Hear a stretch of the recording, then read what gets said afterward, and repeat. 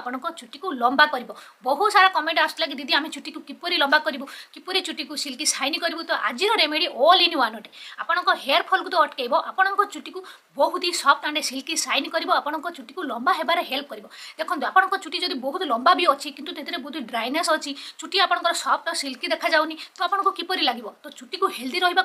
आपंक चुटी को भल भल जिन एपरी पोषक तत्व एपरी विटामिन प्रोटीन देवाक पड़ो जहाँफल से पूरा हेल्दी हो तो देखो आजिकल प्राय तो देखिए बहुत ही अवहेला करें चुटी को आगे देखिए लोक मैंने कौन करते सबुदिन ऑयल लगुले किंतु एबे प्राय तो कहीं भी तेल लगे आप जानवे पूरा भूली गले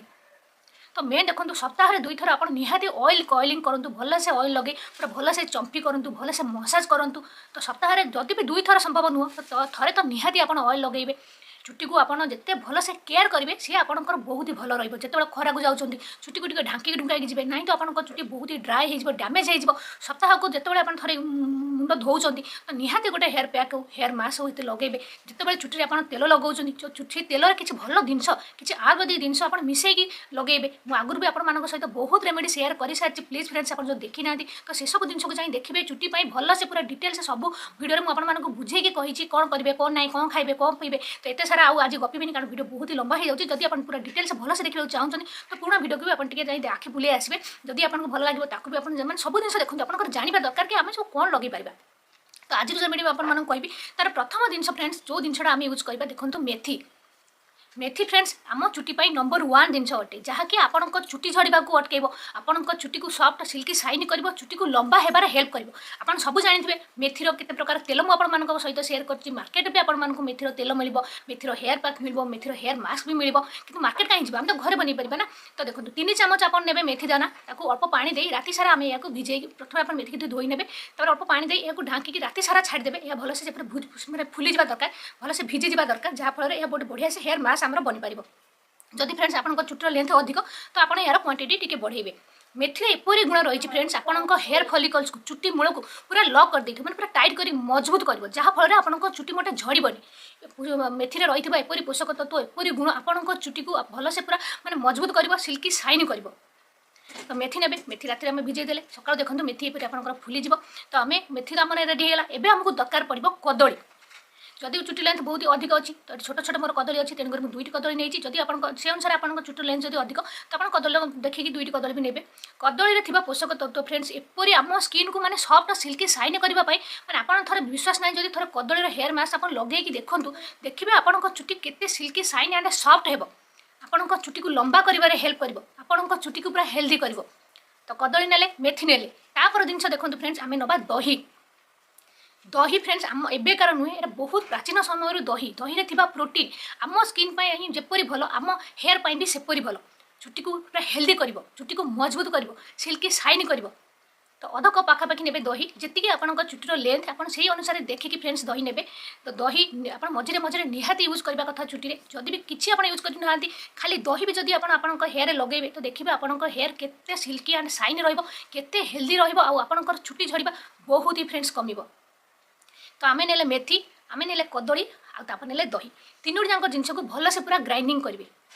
तो देखो ये ग्राइंडिंग कलापर केते सुंदर गोटे स्मूथ पेस्ट आमर बनीज तो ये देखो आम ए मिसेबा ऑयल तो ये तो जहाँ आपको कहली ऑयल लगे सब भूली गले जदि फ्रेंड्स आप राति भल से लगे तेल पूरा चंपी भल से कर तो आउ तेल मिसेबा दरकार नहीं जदि आप हेयर तेल लगे ना तो आपड़ ये ऑयल मिसेबे 2-3 चामच जी आपंकर तेल आप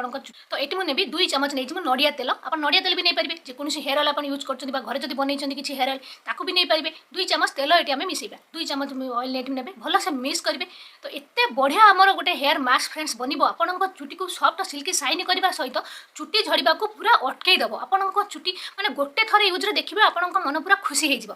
तो आम हेयर पैक जो बनला तो यह नहीं आपंक चुटी मूल मूल भल से लगे चुटी लेंथ रे सबुआड़े भल से लगे जेकोसी हेयर पैक हो हेयर मास्क हो लगेगा पूर्व आपंक चुटी को हल्का हल्का टे ओदा करने या द्वारा आपंक हेयर मास्क भल से लगे और भल से कम भी कर ड्राए मैंने जो शुखिला चुटी आप लगेबे टी जस्ट ओदा करेंगे चुटी को आप लगे चुटर पूरा मूल आरंभ कर चुटर लेंथ रे सबुआड़े भल से लगे लगे यह जिते समय रखिपारे अति कम आप 45 मिनट तो निहाती रखा पड़ो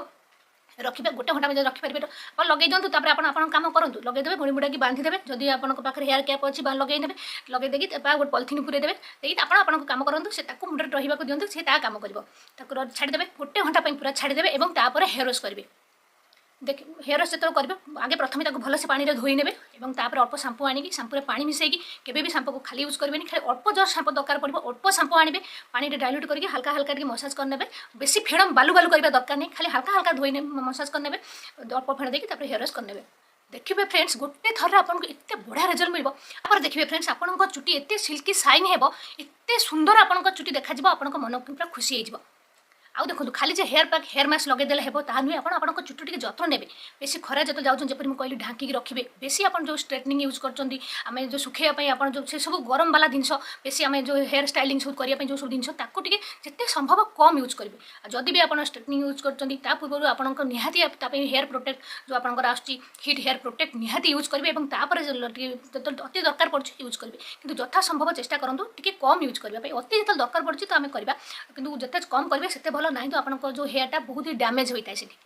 ध्यान देखिए आउ जदि फ्रेंड्स आपंकर हेयर फॉल बहुत ही अधिक होकर न्यूट्रिशन कम हो तेणुक खाद्य टी ध्यान देवे भल भल देखिए आम चुटी जो सब जिन दरकार ताकू देखिए खाइबे देखो एत सारा जब न करेंगे आप डॉक्टर कंसल्ट करके जो जो मेडिसिन